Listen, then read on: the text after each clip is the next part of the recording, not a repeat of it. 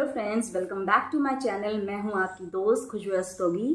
और आज का जो मैं टॉपिक लेके आई हूं वो बहुत बड़ी समस्या बनती जा रही है।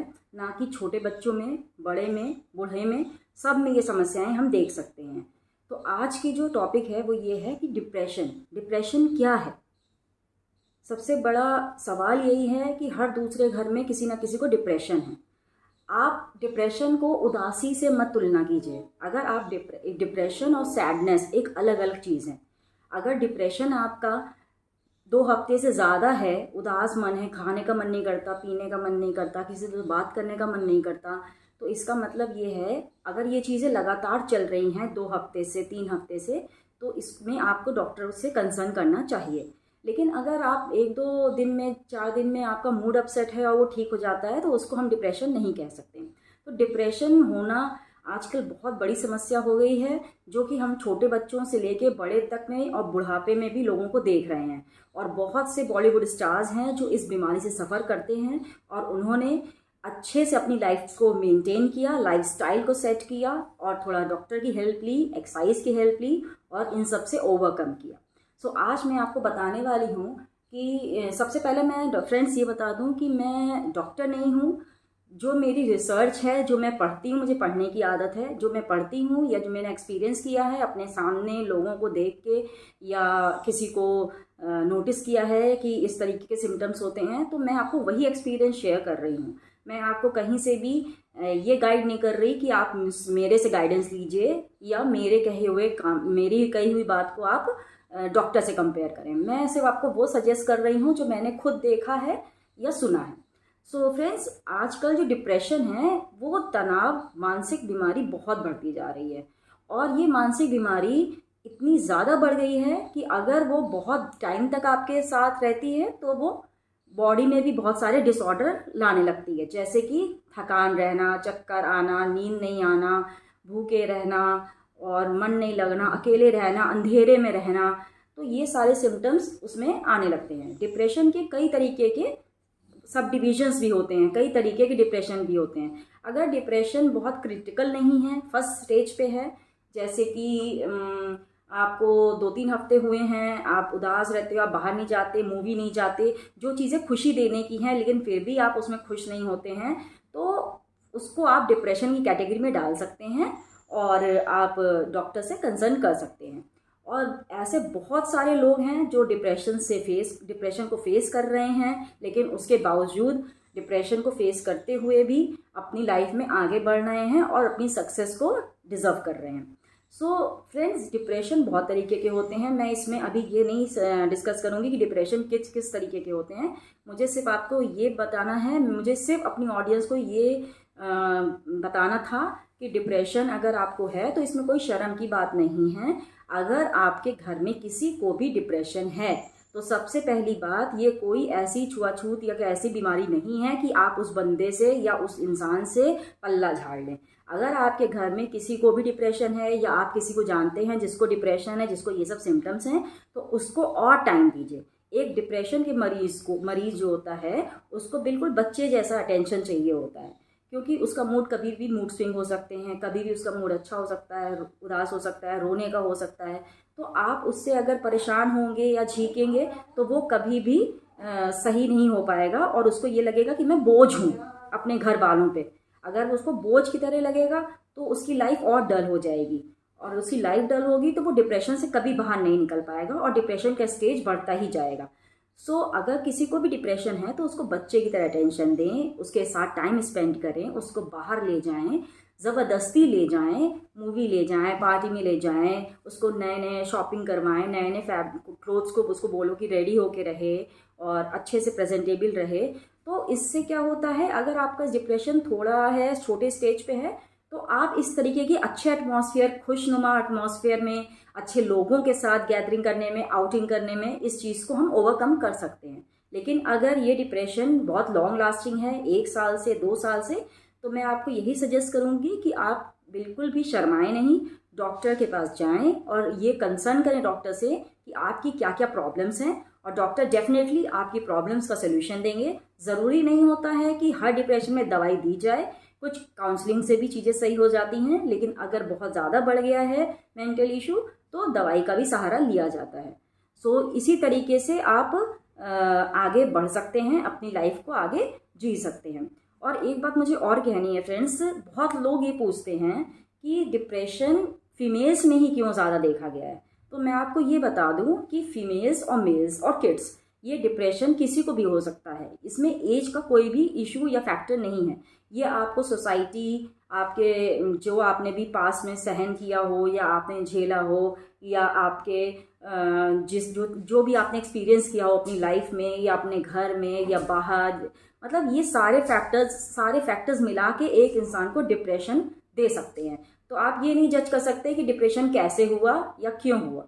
बस अगर आप डिप्रेशन है तो उसको हमें क्योर करने का सबसे बेस्ट तरीका यही है। अगर आप दवाई नहीं करना चाहते हैं और स्टेज फर्स्ट पे हैं तो ज़्यादा बिजी रहें, खुश रहें, लोगों से मिलें जुलें और अपने को मोटिवेट रखें।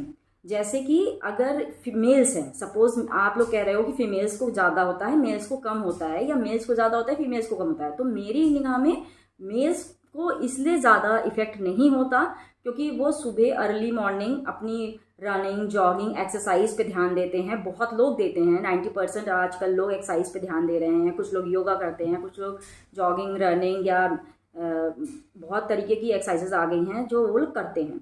तो और मेंस फिर उसके बाद उनका जब एक्सरसाइज खत्म हो जाता है तो वो ऑफिस या बिजनेसमैन है तो उसमें बिजी हो जाते हैं। फिर रात में वो आते हैं तो उनको, मेरा मतलब ये कहने का है, वो उनका टाइम इतना ज़्यादा हेक्टिक बिजी रहता है कि उनको अगर कोई सैडनेस या उदासी या डिप्रेशन वाली फीलिंग भी होती भी है तो वो ज़्यादा लॉन्ग टाइम नहीं टिकती है, ज़्यादातर ये देखा गया है। और फीमेल्स में इसका बिल्कुल अपोजिट है।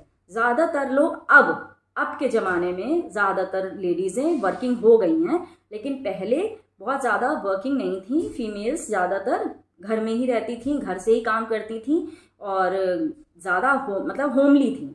तो मैं ये नहीं कह रही कि जो घर पे रह रही हैं उन्हीं को डिप्रेशन हो सकता है, जो वर्किंग है उनको नहीं, ऐसा नहीं है। लेकिन हाँ ये है कि फीमेल्स में इमोशनल फैक्टर ज़्यादा होता है। वो ज़्यादा चीज़ों को फेस करती हैं, सोसाइटी में फेस करती हैं, अपनी फैमिली इश्यूज़ को फेस करती हैं, अपने घर, रिलेटिव्स, और अगर वो जॉब करती हैं तो ऑफिस का स्ट्रेस, बहुत चीज़ें वो फेस करती हैं और आपको नहीं पता कि वो क्या क्या फेस करके इस स्टेज पे पहुंची हैं। तो कोई भी कारण हो सकता है आपको उदासी देने में और कोई भी कारण हो सकता है आपको बीमार करने के लिए। सो मेरा मानना यही है कि फीमेल्स में डिप्रेशन अगर आप चाहते हैं कि कम हो तो फीमेल्स भी मेल्स की तरह ज़्यादा से ज़्यादा बिजी रहें।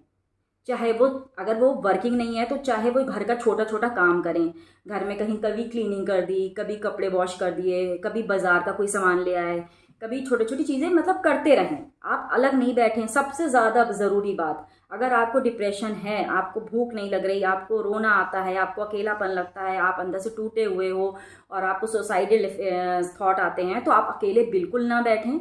आप सबके बीच में बैठें और ऐसे लोगों के बीच में बैठें जो आपको पॉजिटिव वाइब्स देते हों। ऐसे लोगों के बीच में कभी नहीं बैठें जिनसे आपको नेगेटिव वाइब्स मिलती हों, और ऐसे लोगों से बिल्कुल दूरी बनाएं, चाहे वो आपके घर का ही कोई मेंबर हो। लेकिन अगर वो नेगेटिव बात करता है या आपको डिमोरलाइज करता है तो आप उससे दूर रहिए, कम से कम बात कीजिए। लड़िए मत, लेकिन कम से कम बात कीजिए, क्योंकि ये बहुत ज़रूरी है कि आप अपने को स्वस्थ रख सकते हैं। क्योंकि डिप्रेशन में मरीज को दूसरों की सहायता की ज़रूरत से ज़्यादा अपना मनोबल भी मजबूत रखना होता है। अगर आप सब आपको सपोर्ट कर रहे हैं लेकिन आप ही डीमोटिवेटेड हो तो कैसे आप ठीक होगे।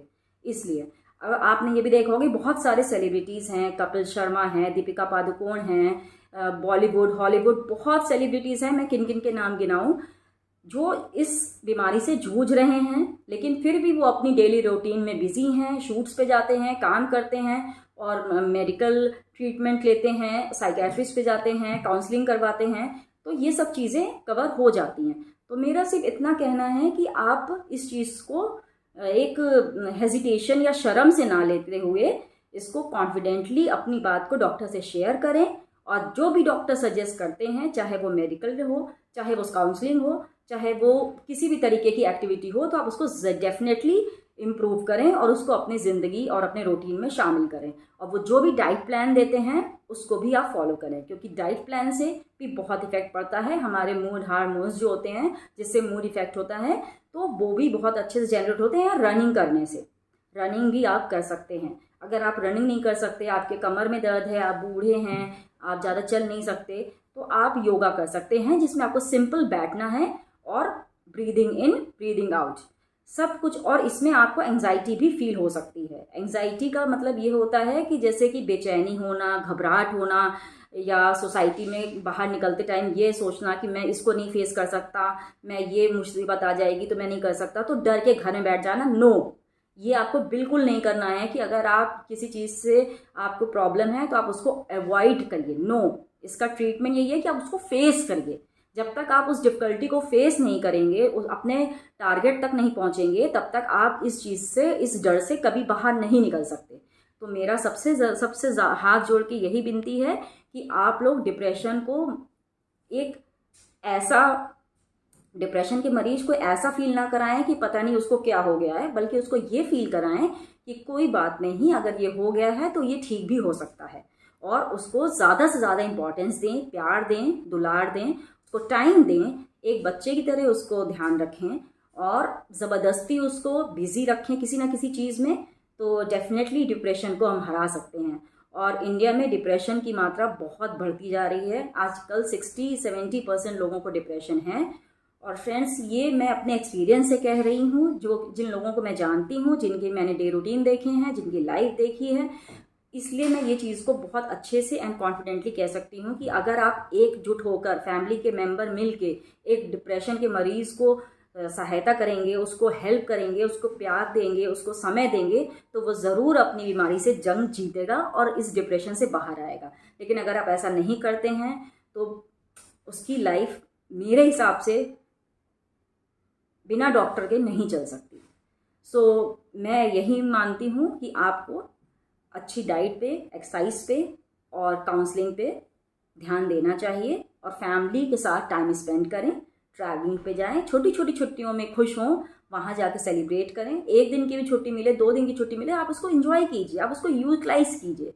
आपको अकेले कभी नहीं बैठना है। अगर आप अकेले बैठते हो या आप डल फील करते हो तो आप म्यूज़िक सुन सकते हैं, आप भजन सुन सकते हैं। तो ये बहुत तरीके होते हैं अपने माइंड को डिस्ट्रैक्ट करने के।